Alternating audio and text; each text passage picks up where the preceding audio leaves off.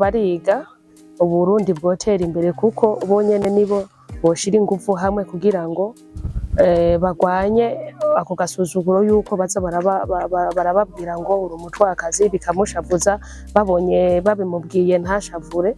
Ndibaza neza ko bobona yuko bajijuse atacu bimugize. Umutwakazi baravuga yuko ngo bavura umugongo, mwe muramuvyumva none mwe nk'abatwakazi? Jewe ndamaze kuvyumva kandi amfete naje baramaze kubimbwira mugabo je babimbwira nko mu nkuru. Nawe babikwariye umva vyakiriye gute? Jewe kubera bari mu nkuru ndabifata ko ari mu nkuru mugabo nta uranshikira ngo abimbwire amaso mu yandi, kuko nk'umunsi vyoshika akabimbwira amaso mu yandi ndumva no mwitwara kuko ni gitutsi, kuko ntaho vyakabonetse. Kugira ngo abasanga butaka batere imbere hokorwa iki? Tubiyage Media ruremesha miryango,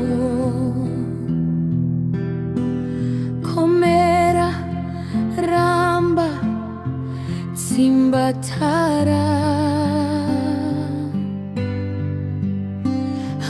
amahoro kuri twese muteramishi wacu Tubiyage Media.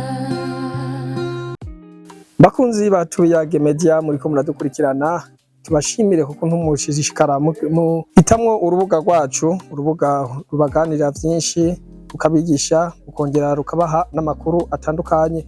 Uno munsi rero tuje mu kiganiro hindura mpindure duhindura ingendo maze dutere imbere. Ikiganiro ca mbere kibereye kuri runo rubuga.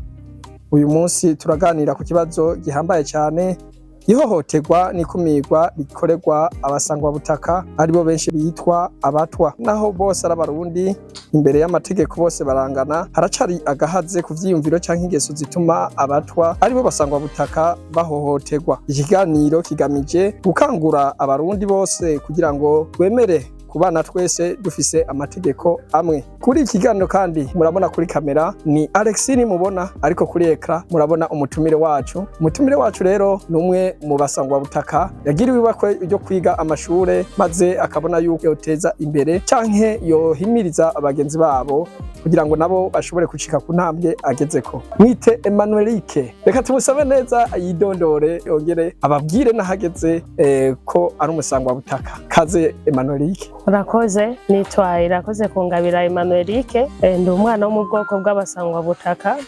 Narize amashure ndaheze Humanite, ubu ndahejeje na kaminuza. No kuvuga yuko ni intambwe ikomeye kuri jewe kuko nshoboye guheza kaminuza kandi birandyoheye cyane kuba kumwe namwe uno munsi.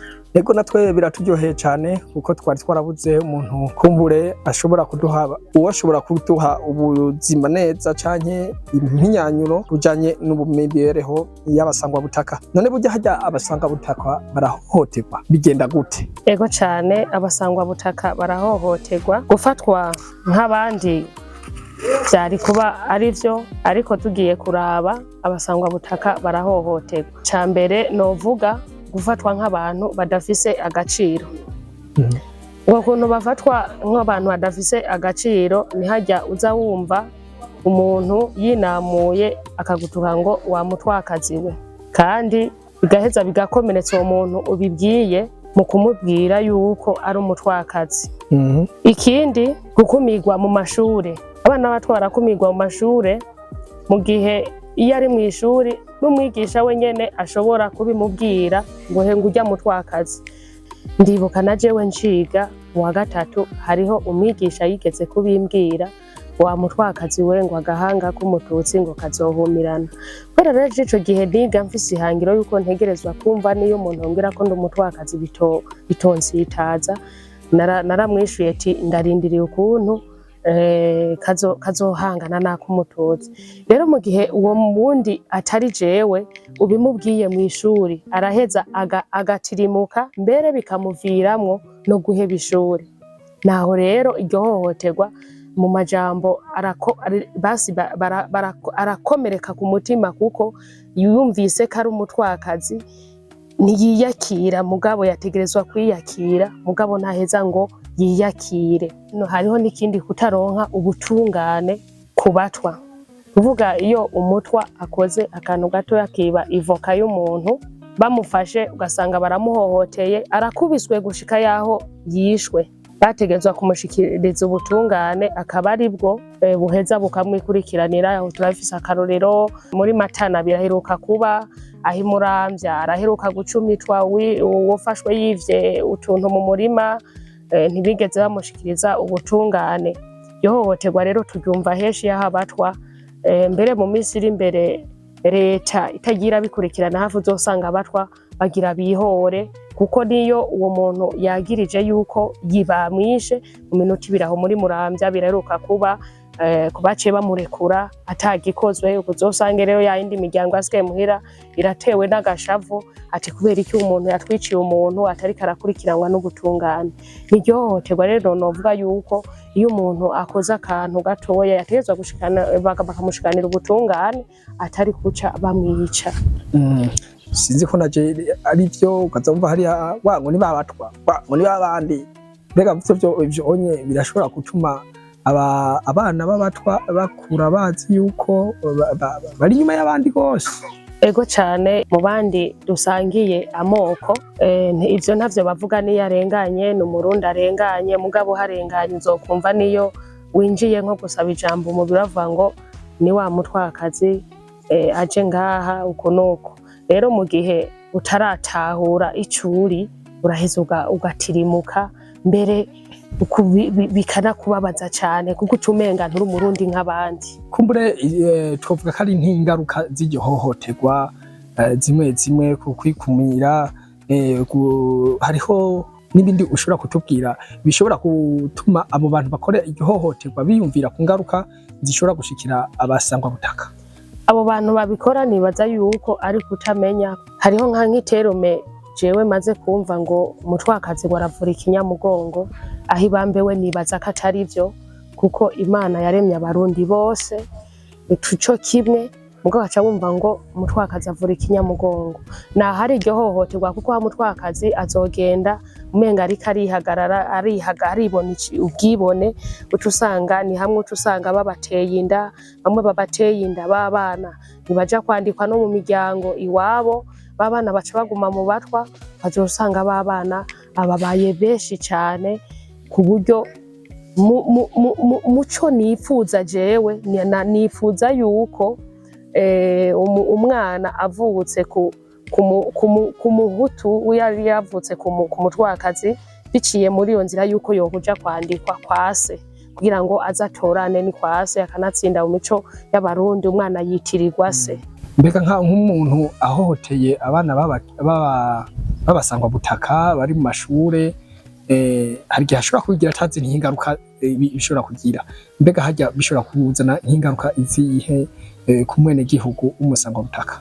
Aratakaza ubwa mbere kazoza kiwe kuko ntakibandanije amashuri, arahevye ishuri kuko ni ca kintu we wamubwiye camukomerekeje yuko ari umutwakazi. Nukuvuga uramwiciye kazoza kuko nta kibandanije ishuri. Mu muryango yarazi ngo azoteza umuryango imbere, uwo muryango ucuba mu bukene bwinshi cane kuko wa mwana agarutse muhira ntakibandanije ishuri. Kuvuga yuko haba mu mashure haba mu muryango ntashobora kwiyumva yuko ari umwana nk'abandi, nahaca atakaza iyo kazoza kiwe, agaheza rero akabandanya yikumira. Mbere uzosanga no mu mashirahamwe amwe hariho abatwa badashobora kujayo, bavuga ati je nkaja haryaye baca bantwenga ko ndi umutwakazi. Ugasanga no mu migambwe abatwa ntibariko barajayo, mugabo turafise n'abariyo mugabo atari benshi. Mbere mu misi iri imbere twifuza yuko boyijamwo rwose kugira ngo berekane yuko naho batubwira uko bidatuma yuko twebwe nka twe tuba twarize atariyo intumbero dufise ngo nuko batubwira ngo turaba twakaza uko nuko. Waragize amahirwe uriga amashure urayaheza, naho bishika ukaba nkuko bitubwiye warahohotewe n'akahe kabirya wewe washizemwo kugira ngo abandi barasangwa butaka bumve yuko nabo bogufatirako nk'akarorero? Jewe nk'ikintu novuga kabirya kuri jewe nkitangura kwiga nari umuntu nkunda kwiga cane, nkunda amashuri kandi n'ubu ndabikunda kwiga cane. No kuvuga yuko jewe nararose opportunité y'abantu bagenda baramfata ukuboko. Kubera ico gihe jewe nkitangura kwiga nari umuntu nkunda gusenga, ndaba umukorezi. No kuvuga niyo nkenye ikaramu jewe naca nitura umupatiri nkamubwira ati ngurira ikaramu, nkabona ukuntu ayimpanya urukundo. Jewe mugabo sinigeze nikumira kubanzi, namye ndi umuntu yiyegereza abantu. Uko jewe barabimbwira mugabo jewe ntavyo nigeze nshira mu mutwe. Akabirya kanje nuko narose abantu rero bamfata ukuboko bakambwira ati ni wiga ejo uzoshika kuri iki. Narize rero ahantu byahaswe kungorera ni muri segonderi, uko kuntu nyene baza barambwira ngo uri umutwakazi, nkumva umwanya umwe ndashavuye ukamenga no biheba. Mugabo maze gutangura kaminuza Ecclesia no ikengurukira kubera yaciye imba hafi cane, iranyigisha mbere n'umugambwe. Hariho abantu bambaye hafi ku buryo niyo mbuza akantu jewe nari narihaye ikintu mu mutwe ati je sinoheba ngo nuko mbuza ikaramu. Naca nja kuyisaba umuntu nkamubwirisha ukuri ati jewe bimeze uku nuku, impa ikaramu canke ikaye nabuze kwiga. Ati none twokora iki kugira ngo aba basangwa butaka abandi bari nyuma canke abayikumira kugira ngo bashobore nabo gutera intambwe nkuko nawe wateye intambwe? Twokora iki? Ico twokora nuko twobahimiriza bakiga bakaja mu mashuri, nibaze baracika intege bababwiye iryo jambo ni nk'ukugutyekeza, inka kurya wumva ngo umuhutu umuvura amaso mu gace kagukanurira. Rero je nibaza yuko boja mu ishuri bakiga kugira ngo baze batere imbere nk'urugero natwe tugezeko, kandi vyose birashoboka nta kidashoboka. Jewe ndasaba abene gihugu kwirinda imvugo icyoza, abo bikorana mu biro, haba mu mashirahamwe, haba mu mashuri, ko boreka imvugo gucyoza abatwakazi, bagaheza bakabona yuko ari abarundi nk'abandi, bakabaha icubahiro nkuko natwe tukibaha. Mugabo bagiye baravuga yuko ari umutwakazi, kuko n'umuhudukazi ntawe turumva iyo yinjiye ngo ujya n'umuhudukazi ngo ce n'umututsikazi. Bacavuga ngo wa mutwa we. Mugabo umutwa bamubonye gusa wamuhutuwe, bamubonye. Twebwe ico nico kidutangaza, yaba babivuga ku moko yose ntivyo tubabaza. Mugabo Sebarundi yarigeze kukivuga ati ngo kaca wumva ngo nciye ngo hajya ngo nciye mu batwa. Rero iyo mvugo yari ikwiye kuzirahagarara. Ucumenga n'abantu bakumiye. Ucumenga nukuri ntaho turagera, ntaho turava, ntaho turashika. Iyo mvugo yari ikwiye guhagarara. Tukivugira ati abasangwa butaka. Ego kuko turabarundi nk'abandi. Ariko naho biri uko leta y'u Burundi ndetse tugiye kuraba no mu mashure hariho utwigoro yagiye irashiraho, haba kubigisha, haba kubaha ibibanza mu vya politike, kubashira mu nzego. Urumva ko ivyo byose ari ibintu biza bituma abasangwa butaka mworoherwa.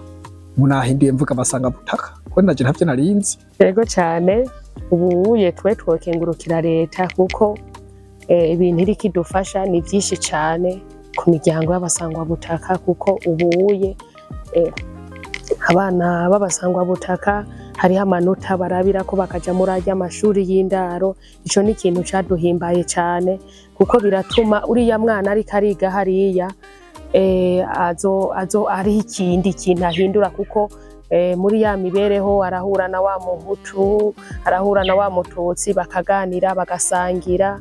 Mugabo iyo atari hariya usanga atanamwemereye yuko basangira. Mugabo ndibaza yuko barasangira bagaheza bakaryoherwa. Hanyuma ikindi kintu leta ndayishimira cyane kukuntu hariho sinovuga ngo ni kuri twebwe gusa, na mikorose yamba ari umuhutu ari umututsi bantu nikora umutwa, hariho ukuntu bashaka kubiraba bakakurihira kaminuza utashoboye gutora etc. Ni nako nakigoro ka leta no ikengurukira cyane. nkongera nkakenguruka urabona mu ntwaro yuko ubu tuza turaronka mbere tugeze ku rwego rwo kuronka umushikiranganje ako n'akarusho tuvuga ati ejo imbere ni heza n'ivyaguma uko. Subi inyuma gatonyi hariho abasangwa butaka bagiye barandikisha amateka tumva hariya za Kayanza k'abasangwa butaka b'abakobwa bagezweho aho bashoboye kugira nyambari bijya bijanye na misi inakaranga misi Burundi twarabonye uwitwa Riki ariyo misi populaire yashoboye gutera imbere hama namwe turabona ko harimwo namwe muri ko muratera imbere wanashaka mbere harimo n'abashikiranganje bamu basangwa butaka none abo bose ko barimwo mu bari ko bakora iki mwiyumvira gukora iki kugira ngo muduze wa mwana mutonyi bahariya ku mutumba nawe ashobore kubakurikira kugira ngo mushike ku ntambwe ishimishije. Ego cyane ivyo turiko turiyumvira ni byinshi cyane kuri batoyi bacu batanguye ishuri n'abataratangura ishuri kuko abavyeyi bacu bo ntibo baciga nibo batwibarutse. Ubu rero twebwe mu basangwa butaka turafise abakobwa nyene boserukira igihugu kandi muramaze kubibona Miss Populaire Kayanza yarabayeho n'abandi makungu turafise abashinga amateka b'inararibonye bana baye rurangiranwa mu makungu nka Honorable Liberata Ndayicariye yakoze ibintu byinshi cyane mbere yaranatumye abana twiga kuko yaratugendera natwe rero ikintu nk'umuntu jewe nize iterambere ry'abene gihugu mfise ihangiro yuko Imana ibinshoboje yuko nzogendera igihugu cose ahantu abasangwa butaka bari ndabigishe iterambere icarico nongere mpimirize abana abasangwa butaka kugira ngo bige kuko umwanya n'umwanya turafise umushikiranganje imbere uzosanga turose n'umukuru w'igihugu. Ego courage tubatera intege bakunzi batuyage media muri ko muradukurikirana ikiganiro cacu kigeze ku musozo ni duhindure ingendo aho tuvuga ingendo zimwe tugenda turahindura kugira ngo bishobore gushika kuri yambona kazoza y'igihugu giteye imbere cifashe mu 2040 giteye imbere mu 2060 abasangwa butaka rero ntitwabasize inyuma urumva yuko umuntu yadukurikiranye yuko dutegereza kubafata nk'abandi kuko nico kimwe turabarundi twese amategeko araba twese ariko kandi mu gihe bariko barasubira inyuma canke basigara inyuma turahamagarirwa kwega ukuboko canke kubaha inguvu canke kubatera intege ivyo rero numwe wese ariko arabikurikirana ngaha ashobora kubikora. Tugushimire Emmanuelike washoboye kuza ngaha anye kwishura ibibazo vya Tuyage Media. Murakoze nanje ndabakengurukiye n'umunsi mwashoye kunkenera muze mumpamagare niho nzobandi. Ego tubashimire namwe mwakurikiranye nimba iki kiganiro cyakuryoheye tugusaba kugira commentaire tugusaba kugira like tugipartage kugira ngo gikwire hose buno butumwa buri muri kino kiganiro ushobore gushikira urwaruka rutandukanye canke abashobora gufata ingingo canke inzego canke abatware mwese mufisemwo uruhara naho gutaha kuri kamera rero akaba inyuma ya kamera mwari kumwe na Alex nimubona mukunda kukurikirana cyane kuri kino kimenyesha makuru naho gutaha Imana ibaheza kiti.